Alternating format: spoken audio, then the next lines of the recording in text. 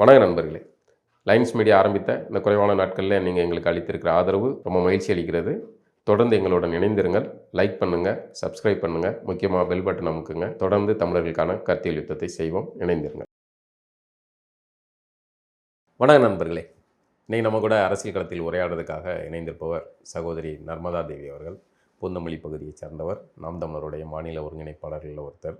நிறைய விஷயங்கள் அவர்கிட்ட பேச போகிறோம். வணக்கம். வணக்கம். நல்லா இருக்கீங்களா? நல்லா இருக்கேன். நீங்கள் எப்படி இருக்கீங்க? நல்லா இருக்கேன். எனக்கு நர்மதா தேவி நிறைய விஷயங்கள் உள்ள கிடக்கைகளை நிறைய கொட்டன்னு ஆர்வத்தில் இருக்கீங்க. நம்ம நீங்கள் யார் அப்படிங்கிறதுலேருந்து போயிடும். உங்களை பற்றின ஒரு சிறு அறிமுகம். நான் வந்து ஒரு சாதாரண குடும்பத்து பெண்ணு தான். நான் ஒரு வேலை பார்த்துக்கிட்டு குழந்தைங்களுக்கு பார்த்துட்டு குடும்பத்தை பார்த்துட்டு இருக்க சாதாரண பெண் தான். நான் வந்து செவ்வாப்பேட்டையில் இருக்கேன். திருவள்ளூர் மாவட்டத்தில் இருக்க செவ்வாப்பேட்டையில் வந்து இருக்கேன். நாங்கள் வந்து 2018 வந்து அங்கே வீடு வாங்கி வந்து அங்கே இப்போ பயணிச்சுட்டு இருக்கோம். அதுக்கு முன்னாடி பிறந்து வந்ததெல்லாம் பார்த்தீங்கன்னா நார்த் சென்னை கம்ப்ளீட்டாக, வண்ணாரப்பேட்டை, தண்டையார்பேட்டை, ராயபுரம் அந்த பகுதி பெண். நான் அங்கே வந்து படித்தது வாழ்ந்ததெல்லாம் அங்கே தான். திருமணத்துக்கு அப்புறம் தான் நான் வந்து சிந்தாதிரிப்பேட்டைக்கு. ஆனால் உங்களுக்கு பூர்வீகம் இது இல்லை? பூர்வீகம் வந்து எங்கள் அம்மாலாம் வந்து அம்மா அப்பாலாம் பார்த்தீங்கன்னா சென்னை கிடையாது. அவங்கெல்லாம் விருதுநகர். அம்மா விருதுநகர் பக்கம், அப்பா வந்து சின்னாலம்பட்டி அந்த பக்கம், தாத்தா வெதுவார் வெட்டி சொல்லுவாங்க அந்த ஊர். எங்கள் ஆச்சி வந்து விருதுநகர் அந்த ஃபுல் அங்கே. இப்போ ஆனால் என் சொந்தக்காரங்க எல்லாமே இங்கே இருக்க சென்னை தான் இருக்காங்க. விருதுநகர் வந்து எங்கள் ஆச்சி சொல்லியிருக்காங்க, அவங்க காமராஜர்லாம் வந்து ஒன்றா விளையாடி இருக்காங்க, பக்கத்தில் இருந்திருக்காங்க. இப்போ கூட தம்பியோட மனைவி வந்து அந்த ஊர் தான். நாங்கள் அதுக்காகவே அந்த ஊரில் பொண்ணு எடுத்தோம். எங்கள் மாமாலாம் வந்து பார்த்திங்கன்னா அவங்க ரொம்ப கடினமாக படிப்பாங்க. அவங்க வந்து டாக்டர் ட்ரை பண்ணிட்டு இருக்கும்போது சீட்டு கிடைக்கல அந்த டைமில். இப்போ இது மாதிரி நீட் எக்ஸாம்லாம் அன்றைக்கி கிடையாது. கிடைச்சா ஒரு வேளை மாமாவுக்கு கிடைச்சிருக்குமான்னு தெரியல, கிடைக்கல. அப்போது வந்து காமராஜர் மூலம் போய் கேட்கலான்னு தாத்தா போகும்போது அவங்க வந்து அதை தாத்தாவும் காமராஜரும் நெருங்கிய நண்பர்கள் அப்படிங்கிற அடிப்படையில் தெரிஞ்சவங்க நம்ம எல்லாம் போய் கேட்டிருக்காங்க. ஏன்னா காங்கிரஸில் பயணிக்கிறதுனால போய் கேட்டிருக்காங்க. அப்போ அவங்க வந்து இல்லை, தகுதியானவங்களுக்கு தான் இருக்கணும், ஏற்கனவே ஒரு தகுதியானவங்க இருக்கிறான்ல, அதனால தான் உன் பையனை கிடைக்கலன்னு சொல்லிட்டு கொடுக்கல. அப்போ தாத்தா கொஞ்சம் கோவம் கூட காமராஜர் கிடைக்கல அப்படிங்கிற. ஆமா, வீட்டில் வந்து போட்டோலாம் உடைச்சாங்களாம். இனிமேல் காமராஜர் எல்லாம் நான் இது பண்ண மாட்டேன். அவர் காமராஜர் செஞ்சு சரிதான். சரிதான், கண்டிப்பா சரிதான். ஏன்னா இன்னொருத்தனுடைய வாய்ப்பை பறிச்சுட்டு முன்னாடி உள்ள ஒருத்தருக்கு இடம் கொடுக்கறது இப்போ அப்படித்தானே போயிட்டு இருக்கு. இப்போ நம்ம ஊர்ல எத்தில் திறமையானவங்க இல்லை, இந்த மாதிரி நிறைய சம்பவங்கள் வரும். அதுல ஒரு சம்பவம் உங்க தாத்தா. ஆமா, எங்க அம்மா அப்போ எங்களுக்கு நாங்க சின்ன வயசுல அம்மா சொல்லுவாங்க, அந்த அளவுக்கு தெரியாது. இப்போ அதை கேட்கும்போது, இப்போ அதை யோசிக்கும் போது எவ்வளோ ஒரு முன்னாடியே வந்து எவ்வளோ ஒரு நல்ல இடத்துல இருந்திருக்காங்க. யோசிச்சிருக்காங்கல்ல, நமக்கு நீ சொந்தக்காரனாரு இல்லை எனக்கு தெரிஞ்சவனாரு நண்பனாரு யாரோ ஒரு, ஆனால் வேற ஒருத்தனுடைய வாய்ப்பை பறிச்சு நான் எனக்கு நீ தெரிஞ்சவங்கனால உனக்கு கொடுக்க முடியாது அப்படின்னு அப்படிங்கிறத நேரடியாவே சொல்லி இது பண்ணிருக்காங்க. அவர் வருத்தப்படுவாருன்னு தெரியும். ஆமா, கண்டிப்பா தெரியும்ல. கட்சிக்காரன் போதுதான் சொல்றேன். என்னன்னா கட்சிக்காரன்றதுக்காக தானே இப்போ நிறைய பேர் கட்சியில போய் எதுக்காக நமக்கு ஒரு ஏதோ ஒரு பெனிஃபிட் கிடைக்கும், குடும்பத்துக்கான விஷயங்களை பார்த்துக்கலான்றதான் பண்ணுறது. ஆனால் அந்த காலத்தில் கூட பார்த்தீங்கன்னா ஏதோ தான் குடும்பம் ஒரு நெக்ஸ்ட் லெவல் சின்ன லெவலில் படிச்சுட்டானா ஒரு வேலைக்கு போயிடுவாங்க, சம்பாரிச்சிடுவாங்க. ஏன்னா அங்கே ரொம்ப வறுமை. என்ன கேட்டது 6 பிள்ளைங்க, எங்கள் 8 to 6 பிள்ளைங்க எங்கள் இறந்து போயிட்டாங்க 2 பேர். ஆனால் 6 பிள்ளைங்க தான் எங்கள் ஆட்சிக்கு இருக்காங்க. அப்போது அத்தனை பிள்ளைங்க இருக்கும்போது எவ்வளோ கஷ்டப்பட்டுருப்பாங்க. நீங்கள் இந்த அரசியலுக்குள்ள வரணுங்கிற ஆர்வம் எப்படி வந்தது உங்களுக்கு? அதான் எனக்கு வந்து அதுவும் குறிப்பாக நாம் தமிழர் கட்சியில் சேர்ந்தீங்க, அந்த கதையை சொல்லுங்கள். எனக்கு வந்து கட்சிக்குள்ளே வரணும் ஆசை வந்து பார்த்தீங்கன்னா, விரும்பிலாம் நாம் தமிழர் கட்சின்னு எனக்கு வந்து சீமான் அவர்களோட பேச்சு நான் ரொம்ப நாளாக கேட்டிருக்கேன். நான் எனக்கு வந்து அரசியல்ன்றது திமுக அதிமுகன்றதே பார்த்தீங்கன்னா ஸ்கூல் படிக்கும் போதெல்லாம் நானே போய் எங்கள் மிஸ்டர் கேட்பேன், ஸ்காலர்ஷிப் கொடுப்பாங்க. நான் சத்துணவு சாப்பிட்டு தான் வளர்ந்துருக்கேன். 10வது படிக்கிற வரைக்குமே சத்துணவு சாப்பிட்ருக்கேன். 8 வரைக்கும் தான் கொடுப்பாங்க. நம்ம வீட்டில் வருமன்றதுனால டீச்சர் அனுப்பி வைப்பாங்க. நான் சாப்பிட்ருக்கேன். நான் அங்கே கொடுக்குற இலவச செருப்பு பேக் எல்லாம் நான் வாங்கியிருக்கேன் அந்த ஸ்கூலில் படிக்கும்போது. அப்போது வந்து அரசியல்னால் இந்த மாதிரி இலவசம் கொடுப்பாங்க, படிக்க வைப்பாங்க அப்படின்ற அளவு தான் நமக்கு தெரியும். நான் ஜெயலலிதா அவர்கள் அப்புறம் கலைஞர் அவர்கள் இதெல்லாம் நான் பார்த்துருக்கேன். ஸ்கூலில் பஸ் பாஸ் ஃப்ரீயாக கொடுப்பாங்க, அதெல்லாம் நான் தெரியும் எனக்கு. அதுக்கப்புறம் ஒரு திருமணமாகி கொஞ்சம் வரும்போது தான் அரசியல்ன்றது எனக்கு வந்து இது அரசியலே கிடையாதுன்னு எனக்கே ஒரு எண்ணம் வந்தது.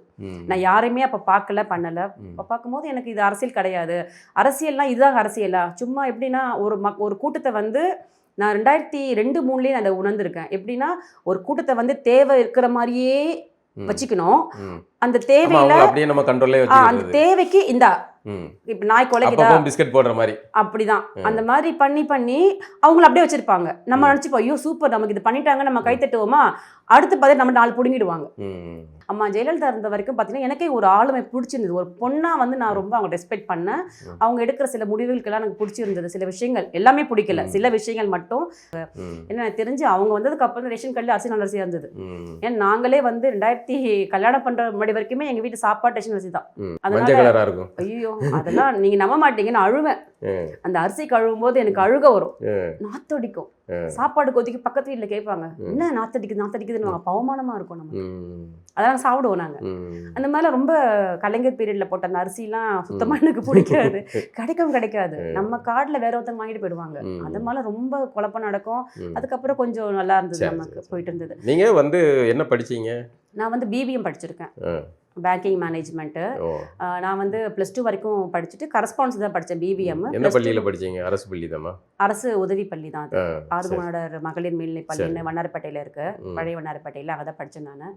அங்கே படிச்சுட்டு டிகிரி கரஸ்பான்ஸ் படிச்சுட்டு வேலைக்கு போயிட்டேன் நான். ஏன்னா அப்பா இல்லாதனால குடும்பத்தை கொஞ்சம் நம்ம பார்த்துக்கணும் அப்படின்றதுக்காக, அம்மா கொஞ்சம் உதவியா இருக்குமேன்றதுக்காக போயிட்டு நானே படிச்சுட்டு நம்ம அது மூலமா எல்லாத்தையுமே நீங்களே உருவாக்குற ஒரு சூழல். ஃப்ரம் த ஸ்க்ராட்ச் நாங்கள் தான் ஸ்டார்ட் பண்ணோம். எனக்கு அக்கா இருக்காங்க, தங்கச்சி இருக்காங்க, தம்பி இருக்காங்க. ஸோ தங்கச்சி தம்பிக்கெல்லாம் கொஞ்சம் படிக்கிறதுக்கு நம்ம உதவி பண்ணி அவங்களையுமே படிக்கிறதுக்கு இது பண்ணி இன்னைக்கு வந்து எல்லாருமே நல்ல வேலையில் ஓரளவுக்கு கடவுள் புண்ணியத்தில் செட்டில் ஆயிட்டாங்க. அவங்களோட உழைப்பால் நல்லா இருக்காங்க எல்லாருமே.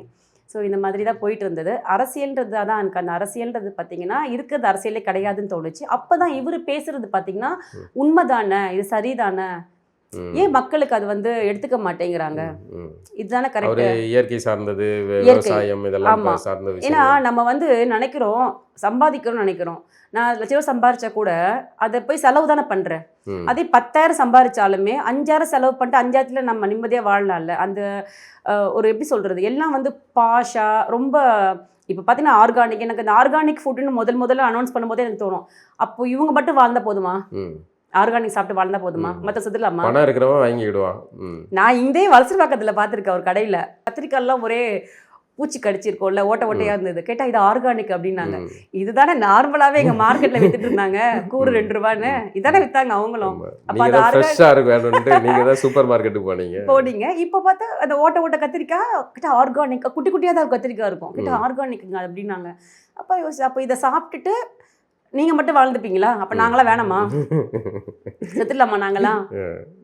இப்போ நம்ம எல்லாம் சேர்ந்து வாழணும், எல்லாரும் நல்லா இருக்கணும். அதுதான் வந்து சரியான சமத்துவமே. இவங்க வந்து இப்போ சமத்துவன்றாங்க, எனக்கு அது புரியல ஆக்சுவலா என்னன்ட்டு. ஏன்னா சரியானது தானே முக்கியம். நான் ஸ்கூல் படித்த டைம்ல வந்து பார்த்துட்டு இருக்கேன். அப்போ அந்த அரசியல் வந்து எனக்கு ஏன்னா எங்கள் அப்பா கிடையாது, நாங்கள் அவ்வளோ வறுமையில் இருக்கோம். ஒரு எம்பிசின்னு ஒரு பொண்ணுக்கு வந்து ஸ்காலர்ஷிப் கொடுப்பாங்க.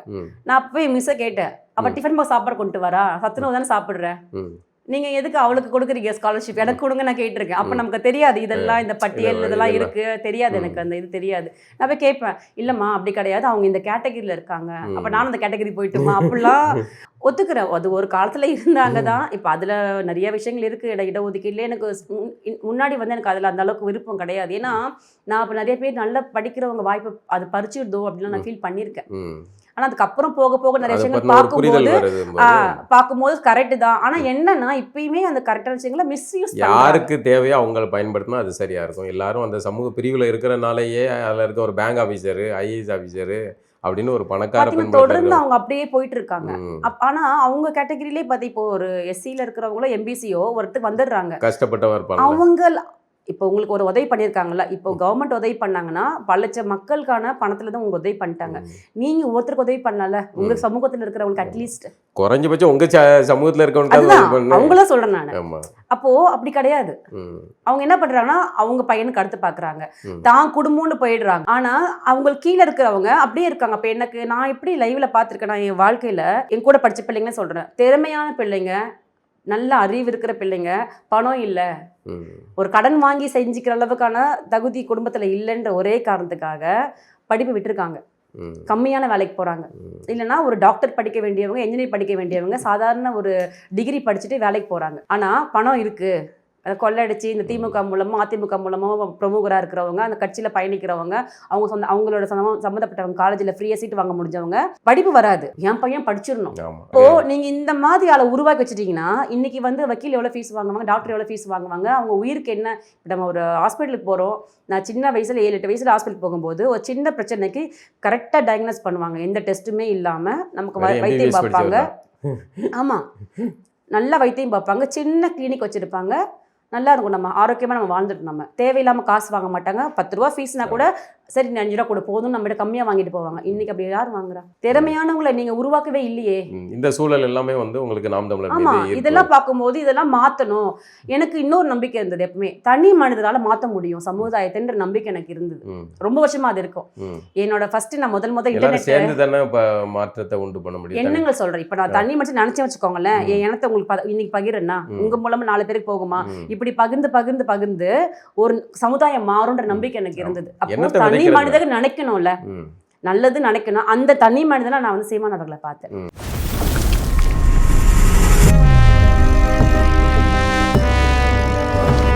கல்யாணம் ஆகலை, குழந்தை குட்டியும் இல்லை, அந்த தைரியம் தான் உனக்கு. இதோட 8 டிரான்ஸ்ஃபர், 12 என்கவுண்டர்.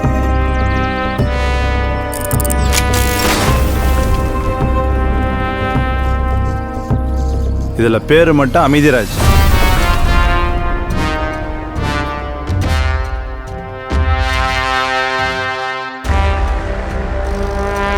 செங்காடுக்கு டிரான்ஸ்ஃபர் போட்டிருக்கு. அந்த ஸ்டேஷன் ஒரு மாதிரி, அங்கேயும் போய் வேலையை காட்டாத.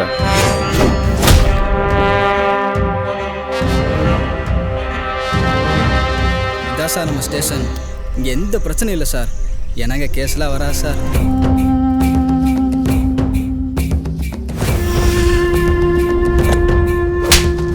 எந்த கேஸுமே வராத இந்த காட்டுக்குள்ள எதுக்கு இவ்வளவு பெரிய போலீஸ் ஸ்டேஷன்? இங்க தப்பு நடக்கலையா, இல்ல தப்ப சரியா மறைக்கிறாங்களா?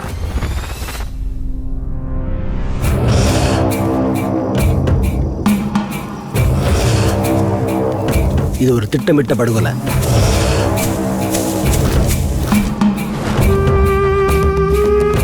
இத்தனை வருஷத்துல ஒரு காட்டு விலங்கு அடிச்சு கூட இங்க யாரும் செத்ததில்லை. ஆனா இப்ப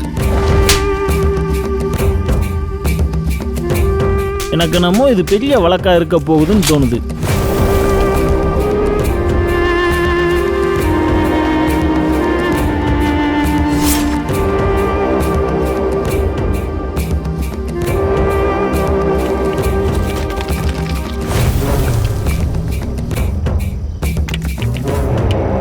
இது செல்வம் மட்டுமே சம்பந்தப்பட்ட கொலையா தெரியல.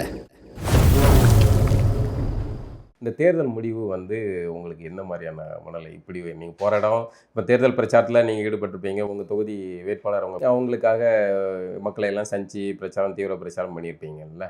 இப்போ இந்த தேர்தல் முடிவும் நீங்கள் களத்தில் பார்த்ததும் எப்படி இருந்தது? இல்லை, தேர்தல் பிரச்சாரத்துக்கு நாங்கள் போகும்போது மக்கள் வந்து நல்லபடியாக எங்களை ரிசீவ் பண்ணாங்க.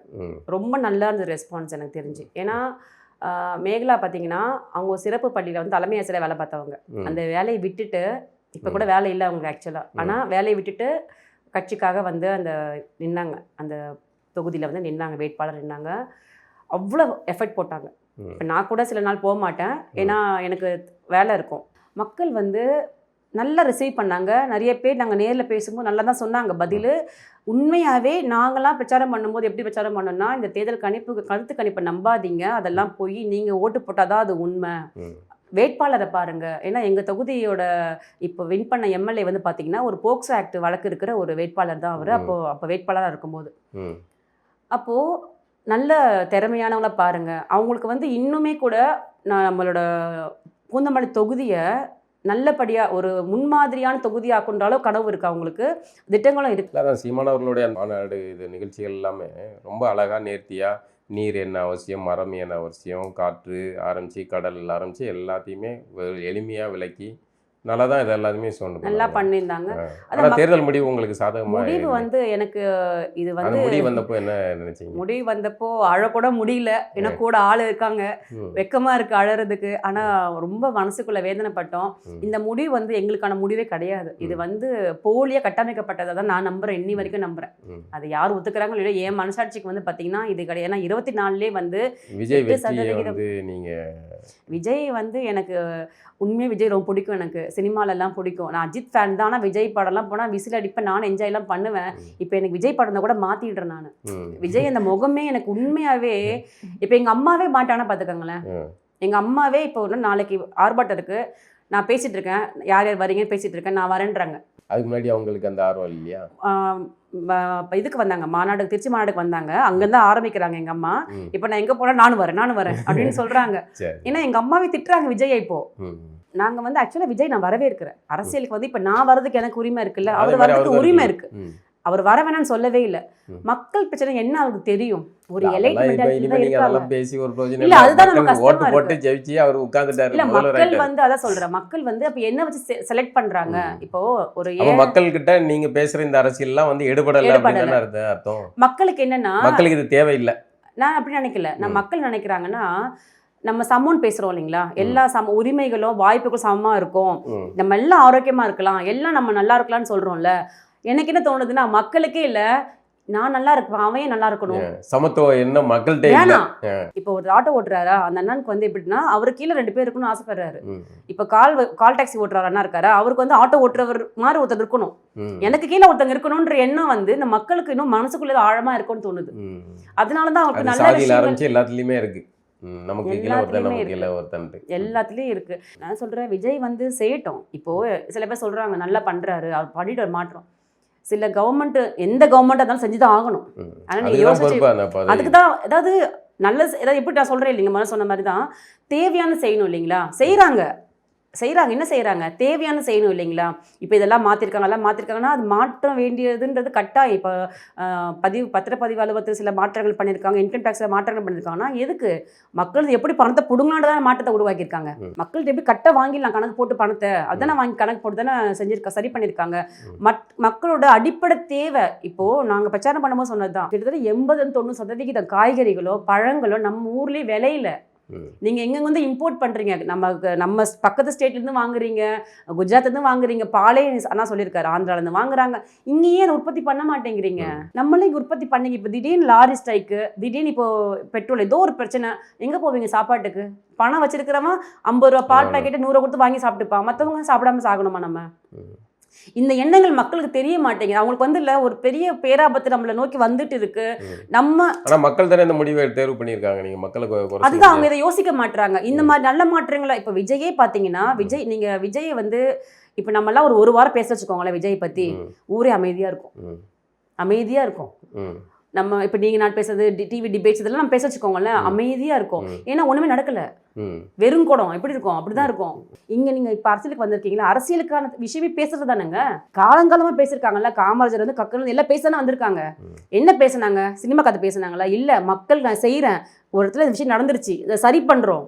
ஏன் யாரும் ஸ்டாலினோ கருணாநிதியோ பேச்சு திறன் இருக்கணும்னு அவசியம், திறன் வேணாங்க. நாங்க சீமான் மாதிரி பேசணும், நாங்க அவர் மாதிரி பேச சொல்லலையே, எல்லாரும் அண்ணாதுரை மாதிரி பேசணும்னு அவசியம் இல்ல. நாங்க சீமான் அண்ணாதுரை மாதிரி பேச சொல்லல. உண்மையை பேசுங்க, நடக்கிறத பேசுங்க, நீங்க செய்ய போறத பேசுங்க. இப்ப ஆதவர்ஜனா பேசுறாரு, புசியானந்த் பேசுறாரு, அவர் பேசுறது கிடையாது, வேற ஆதவ தான் பேசிட்டு இருக்காரு. இப்ப இருக்க ராஜ்மோகன் பேசுறாருன்னா அதையும் அவர் பேசக்கூடாது, எல்லாமே அவங்க பேச தான் பேசணுமா? ஏன் வந்து கீழ இருக்க கண்டிப்பா அவர் தானே சிஎம் தேர்ந்தெடுத்திருக்காங்க. சிஎம் வந்து செயல்பட தானே செய்யணும். நீங்க நான் சிஎம், நான் தான் முதல்வர் சொல்லி நீங்க வாக்கு கேட்டீங்க, நான் தான் முதல்வர், எல்லாருமே நான் நம்பி வாக்கு போடுங்கன்னு சொல்லி எல்லாருமே அவர் வாக்கு கேட்டாரு. அப்ப உங்கள் விஜய் எல்லா தொகுதியிலும் உங்கள் விஜய் தான் சொல்லி வாக்கு கேட்டாரு. நீங்க உங்களுக்கு கேள்வி நான் சொல்ல வேண்டியதுல புதுசா வேட்பாளர் யாருன்னே தெரியாம, உண்மையா சொல்றேன், நாங்க தேர்தல் பிரச்சாரம் பண்ணும்போது சத்தியமா சொல்றேன், ஒரே ஒரு நாள் பார்த்த பிரகாசத்தை, எங்க வேட்பாளரை அந்த வின் பண்ண எங்க எம்எல்ஏவை ஒரே ஒரு நான் பார்த்தேன் என் கண்ணால. திமுக அதோட பார்க்கல, திமுக சொல்லியிருக்காங்க நாங்க வீட்டுக்குள்ள உட்கார்ந்தே வின் பண்ணிடுவோம். அவ்வளவு மெதப்புல இருந்திருக்க, உண்மையாவே அவர் வரவே இல்லையே. அமமுக கார ஒரு நாள் பார்த்தோம், மற்றபடி ஆட்டோவில் பிரச்சாரம் பண்ணதை நான் பார்த்தேன். தவிர எனக்கு இந்த வாட்டி பிரச்சாரமே பார்த்தீங்கன்னா அங்கிருந்தே எனக்கு சந்தேகம் வந்துடுது. எனக்கு என்னன்னா, திமுக இந்த மாதிரிலாம் பிரச்சாரம் பண்ணாமல் இருக்க மாட்டாங்க. அதிமுக இப்படி பண்ணாம இருக்க மாட்டாங்க. எடப்பாடியார் மட்டும்தான் பிரச்சாரம் பண்ணாரு பாருங்க, நிறைய பண்ணாரு. இந்த அமைச்சர்கள் நான் பார்த்த வரைக்கும் பெருசா யாரும் ரொம்ப அலட்டிக்கல இந்த வாட்டி பிரச்சாரமே எங்களது எடப்பாடியை மட்டும் முன்னிலைப்படுத்துறது, ஸ்டாலினை மட்டும் முன்னிலைப்படுத்துறதுங்கிற ஒரு அரசியல் நடந்தது. இப்போ இந்த தேர்தல் முடிவு வந்து உங்களுக்கு நீங்க ஒரு எளிய ஒரு குடும்ப தலைவியா இருக்கிறீங்க. தமிழ்நாட்டில் மக்களுடைய இந்த தேர்தல் முடிவு அப்படிங்கிறது உங்களால வந்து ஏற்றுக்கிடவே முடியல. நான் சுத்தமாக ஏற்றுக்க மாட்டேன். இது வந்து இப்போ நான் இப்படி யோசிச்சு பார்க்குறேன், இதுவே நம்ம அண்ணா வின் பண்ணியிருந்தாருன்னா, சீமான் அண்ணா வந்து சிஎம் ஆயிருந்தாருன்னா ஒவ்வொரு மாற்றமும் இப்போ எவ்வளவு நல்லா இருந்திருக்கும் நாட்டுல. 30 நாள்ல எல்லாத்தையும் மாத்துவாங்களா? 30 நாள் அப்படியே நம்ம பசுமையா ஆயிருக்காது ஊரு. ஆனா முயற்சி எடுத்திருப்பாங்க, ஒவ்வொன்றும் ஆரம்பிச்சிருப்போன்ற. நான் அரசு பள்ளிகள்ல வந்து தரமான கல்வி கொடுக்கறதுக்கோ தரமா அந்த கட்டடங்களை சீரமைக்கிறதுக்கோ இப்போ வந்து நீங்க பிரைவேட் யார் வந்தாலும், சீமான் இல்ல, விஜய் இல்ல, ஸ்டாலின் இல்ல, யார் வந்தாலும் 30 நாள்ல எதையும் செய்ய முடியாது. 30 நாள்ல செஞ்சிருக்க முடியாது, ஆனா ஆரம்பிச்சிருக்க முடியும்ன்ற. இப்போ தண்ணி வந்து இலக்கு வச்சு பயணம் செய்ய முடியும். இன்னைக்கு வந்து ஜூன் 12 தண்ணி வந்திருக்கும், வந்திருக்காதா? திறந்துட்டு பாரு இல்லையா மேட்டூர் டேம் இருந்திருப்பாங்க. இப்ப அடுத்து நமக்கு மழை காலம் வரப்போகுது, இப்பவே முன்னேற்பாடு செய்ய ஆரம்பிச்சிருப்போம், பண்ணிருக்க மாட்டோமா? குப்பைகள்ல வந்து நம்ம ஊர்ல இருக்கிறதுல 90% நோய்களுக்கு வந்து குடி ஒரு பக்கம் காரணம், அடுத்த காரணம் குப்பை தொட்டி தான். ஊர் ஃபுல்லா குப்பை. அந்த குப்பைகளை பிரிக்கிறதுக்கு, அதாவது நான் இப்ப சொல்லுவேன், நாங்கள் வந்துட்டு அண்ணா வந்து ஆட்சி வரைவு தான் கொடுப்பாரு. ஏன்னா நாளைக்கே அவர் ஆட்சிக்கு வந்துட்டா கூட ரெடியா இருப்பாங்கன்னு நான் சொல்றேன். இவங்க ரெடியே இல்லை, இவங்க வந்து ரெடியே இல்லை, சுத்தமா ரெடி கிடையாது. இல்லை முதல்ல அவங்களுக்கு அந்த எண்ணங்களே இல்லை. இப்போ நீங்க எடுத்த உடனே நீங்க பாருங்க, விஜய் எடுத்த உடனே யாரெல்லாம் பாக்குறாரு? பெரிய பெரிய முதலாளிகளை பாக்குறாரு, பெரிய பெரிய சினிமா ஆளுங்களை பாக்குறாரு. நான் என்ன கேட்கிறேன், நாட்டுக்கு அது தேவையான விஷயமா? அது தேவையான விஷயங்கள். நீங்கள் தொழிலதிபரை பாருங்க, நான் வேணான்னு சொல்லலைங்க, அது வேணும் தான், தொழில் வளர்ச்சி நாட்டுக்கு முக்கியம் தான். முதல்ல ஏழை உங்களை நம்பி ஓட்டு போட்டாங்க, நீங்க தானே சொல்லிக்கிறீங்க, நான் சொல்ல மாட்டேன். ஓட்டு போட்டாங்க வந்து சட்டமன்றத்தில் வச்சு நீங்க கரண்ட் பிரச்சனை பாத்தீங்கல்ல, காரணம் வந்து அதான் அணில் காரணமா இது புது காரணம் சொல்றாங்க. நான் சொல்றேன், காரணம் சொல்றதுக்கு எதுக்கு ஒரு அரசியல்னு கேட்கிறேன். இத்தனை இது சரி பண்ண வேண்டியது இருக்கு சொன்னா. இப்போ நமக்கு அது வந்து ஒரு மாதத்துல எப்படி செய்ய முடியும்? அவங்க வந்த உடனே தான் பிரிச்சு பாக்கெட்ட வடிவேல் மாதிரி காட்டாங்கல்ல, ஏற்கனவே முன்னாடி இருந்த ஆட்சி எல்லாத்தையும் உருட்டு போயிட்டாங்க. அவங்க சொல்லுவாங்கங்க, ஆனா அது எல்லாருக்கும் முன்னாடி தெரியும்ல. இப்ப அவங்க கொடுத்த வெள்ளை அறிக்கையில இருக்கிற இந்த விஷயங்கள் இதுக்கு முன்னாடி கவர்மெண்ட் போர்ட்டல்ல இருந்த விஷயங்கள் தானே, எதுவுமே புதுசா கண்டுபிடிச்சது கிடையாது இல்ல. பள்ளி கல்வித்துறை அமைச்சர் வந்து சொல்லிட்டு இருக்காரு, அவங்க முன்னாடியே பேசுறாங்க ஒருத்தங்க, நாங்க வந்து லஞ்சங்கள் வந்து இல்லாம இப்ப வந்து அனுமதி வாங்குறோம்ன்றாங்க. இப்ப லஞ்சம் நீங்க கொடுத்தீங்களா அதுக்கு முன்னாடி? அதுக்கான நடவடிக்கை எங்க? இப்போ அதே மாதிரி கோவில்ல போய் ஒருத்தர் ரமேஷ் அப்படின்ற ஒரு அமைச்சர் வந்து போய் ஆய்வு பண்றாரு, 4000 கொடுத்துட்டாரு. அப்போ நீங்க வந்து லஞ்சம் கொடுத்துட்டீங்கல்ல, அப்ப நீங்களும் குற்றவாளி தானே, கொடுத்துதான் நீங்க ப்ரூவ் பண்ணுமா? இப்போ எப்படி கண்டுபிடிக்கிறதுக்கு ஏங்க? அப்படி பார்த்தீங்கன்னா நாட்டில் எல்லாரும் போலீஸ் ஸ்டேஷனில் உட்காந்துருக்கணும் நம்ம. இப்போ நீங்கள் வந்து என்னை வந்து ஏமாற்றி, நீங்களே கூட என்னை ஏமாற்றி காசை கொடுத்து என்னை கூட்டிகிட்டு போட கேட்டிருக்கலாம்ல. நான் என்ன சொல்கிறேன்னா, அமைச்சரோட வேலை அது கிடையாது இல்லைன்ற. நான் இப்போ நீங்கள் சொன்னீங்கல்ல, என்ன பண்ண முடியும் கேட்குறீங்க, 30 நாள் என்ன பண்ண முடியும் கேட்டீங்கல்ல, 30 நாள் போய் லைன் நின்று அவன் ஒரு அர்ச்சகரை போய் பார்க்கணுன்றது உங்களுக்கு அவசியமா? அதை தாண்டி எவ்வளவு விஷயங்கள் இருக்கு. கோயில் துறை சார்ந்தவர், அவர் அந்த வேலையை தானே செய்ய முடியும். அப்ப அதிகாரிகள் என்ன பண்றாங்க? இது எப்படி தெரியுமா இருக்கு, மழை காலத்துல வந்து பூட்ஸ் போட்டுக்கிட்டு போய் நிப்பாங்கல்ல, போன் அட்டன் பண்ணுவாங்க பாத்தீங்களா. நான் எப்படி யோசிப்பேன், ஏன்னா அப்ப கிடையாது. அப்ப இது கூட ஒரு ஆள் கிடையாதா வேலை செய்யறதுக்கு? நீதான் போய் அட்டன் பண்ணுமா? நீங்க முதலமைச்சருங்க, அதான் சொல்றேன். நீங்க அதிகாரிகள் அனுப்புங்க, உங்க கீழே வேலை செய்யற. இப்போ அரசு அதிகாரி எதுக்கு இருக்காங்க? இந்த வேலை செய்யணும் தானே இருக்காங்க, அனுமதி கொடுக்கணும். இப்போ லைன்ல நிக்கிறாங்கன்னா 100 காசு வாங்குறதுக்கு ஒரு அதிகாரி இருப்பாங்க இல்லையா? எல்லாமே இப்போ அமைச்சர் தான் பார்க்கணும்னா அப்புறம் நிர்வாகிகள் பெரிய குறையா நீங்க சொல்ல முடியாது. அமைச்சர் வந்து அவருடைய பங்களிப்புல ஒரு, அதாவது இத மாதிரி இதை சொல்லி இதை வந்து நம்ம பேச வைக்கிறோம். இப்ப பாருங்க, இது ஒரு பேச்சு பொருளா இருக்கு பாத்தீங்களா, இந்த பேச்சு பொருளை காட்டி நம்ம டைவர்ட் பண்றது. அப்ப நம்ம இந்த அளவுக்கு அமைச்சர் போறாரான்னு நம்ம வந்து அவரை பேச நினைப்போம், புகழ ஆரம்பிப்போம், புகழ்ந்துட்டே இருப்போம். ஆனா அங்க வேலை நடந்துதா? இப்போ இவரு இன்னைக்கு வந்துட்டு சரி டெய்லி பார்க்க முடியுமா? அமைச்சரா டெய்லி போக முடியுமா? இன்னைக்கு நீங்க நினைச்சிட்டு இருக்கீங்க வாங்கியிருக்க மாட்டாங்கன்னு. என்னோட ஃப்ரெண்டு ஒர்க் பண்றாங்க அறநிலைத்துறையில, அவரே சொல்லுவா என்கிட்ட, திருச்செந்தூர்ல மட்டும் நானே போனா கூட, நான் தனியா அங்க அந்த ஏதோ ஒரு ஃபங்க்ஷனுக்கு போவாங்க, தைப்பூசமா சம்திங் ஏதோ போவ போல இருக்காவா, நானே போய் வெளில பார்த்துட்டு லைனா நின்று பொது தரிசனம் பார்த்துட்டு வர முடியும். அறநிலைத்துறையில வேலை பார்க்குறவா ஒன்றும் பண்ண முடியாது அங்க அப்படின்னு சொல்லியிருக்கா. விமர்சிச்சு எல்லாம் சொல்றாங்க, தேர்தலுக்கு முன்னாடி நீங்க விமர்சி தப்பு, உங்ககிட்ட கூட நிறைய சொல்லியிருக்காங்க. நம்ம வந்து திமுகவை என்னைக்கு நம்ம எதிர்க்காம இருந்திருக்கோம்? டெய்லி எதிர்க்கிறோம். இப்போ நம்ம ஒரு எக்ஸாம் எழுத போறோம், 100 பேர் இருக்காங்கன்னா 100 பேரு தான் டாப் நம்ம வரணும் ஆசைப்படுவோம், கரெக்டுங்களா? அப்போ 99 பேர் நம்ம எதிர்க்கிறோம் அர்த்தம். திமுக மட்டும் ஏன் தேர்தல் நான் எதிர்க்கணும்? நான் என் கூட திமுக தானே அதிகாரத்துல இருக்கு, நீங்க அதிகாரத்துல இருக்கவன தானே எதிர்க்கணும். ஆனா இப்போ போட்டி வந்து திமுக எதிர்க்கிறது கிடையாது இல்ல, அடுத்த சிஎம் யாருன்னு தான் போட்டி. ஆமா, இப்போ அந்த எனக்கு CM யாருன்னு இப்போ வந்து அடுத்த 5 வருஷம் அதிகாரத்துல இருக்கிறவங்கள தானே நீங்க வந்து கேள்வி கேட்டு அவன் ஆமா செஞ்சது தவறு கேட்டுமே, பேசி நாங்க 5 வருஷமா கேட்டு தானே இருக்கோம். இல்ல அது சரி, பக்கத்துல இருக்கவன ஏன் கேட்டீங்க?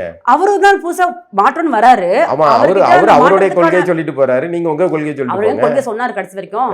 கொள்கையெல்லாம் தப்பு தான் சொல்றோம் நாங்க. அவர் கொள்கையெல்லாம் வர அதுவும் தப்பு, இவங்க கொள்கை வச்சிருக்காங்க, திருட்டுத்தனம் பண்ற கொள்கை வச்சிருக்காங்க, அதுவும் தப்பு. நாங்க எல்லாரும் பத்தி பேசணும், நம்ம யாரையும் விட்டுட்டு பேசல, நம்ம இவரை மட்டும் ஃபோக்கஸ் பண்ணல. எங்க எதிரி இவர் சொன்ன மாதிரி திமுகக்கும் தாவிக்காக தான் போட்டின்ற நாங்க சொல்லவே இல்லை, நாங்க இல்லையே. நம்ம சொல்லிருக்கணும் அப்படிங்கறதான விமர்சனமே.